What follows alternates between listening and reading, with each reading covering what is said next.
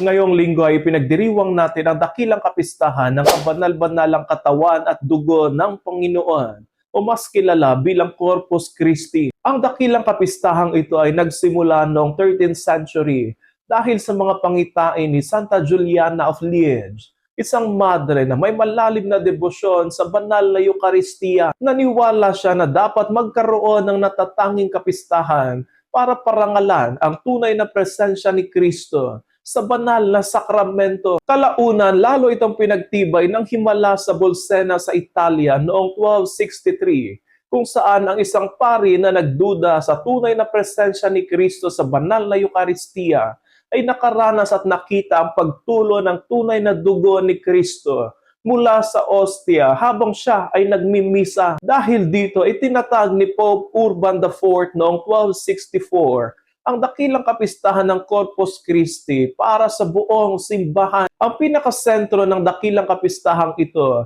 ay ang ating pananampalataya na ang presensya ni Jesus ay tunay, totoo at ganap na naroroon sa banal na Eucharistia. Hindi lamang simbolo, alaala o tanda ang tinatanggap natin sa banal na komunyon. Ayon sa ating pananampalataya, ang tinapay at alak ay nagiging tunay na katawan at dugo ni Kristo sa panahon ng konsagrasyon. Ito ang dahilan kung bakit ang banal na Eucharistia ay tinatawag na culmen et fons ng buong buhay Kristiyano. Napakahalaga nito sa ating buhay pananampalataya sapagkat ang banal na Eucharistia ang pagkain ng ating kaluluwa. Kung paano hindi mabubuhay ang ating katawan kung walang pagkain, hindi rin lalakas ang ating pananampalataya at buhay espiritual kung tayo ay hiwalay kay Kristo. Sa banal na misa, hindi lamang tayo nakikinig sa kanyang salita, tinatanggap natin siya mismo. Ang Diyos na lumikha ay nagiging pagkain upang siya ay manatili sa atin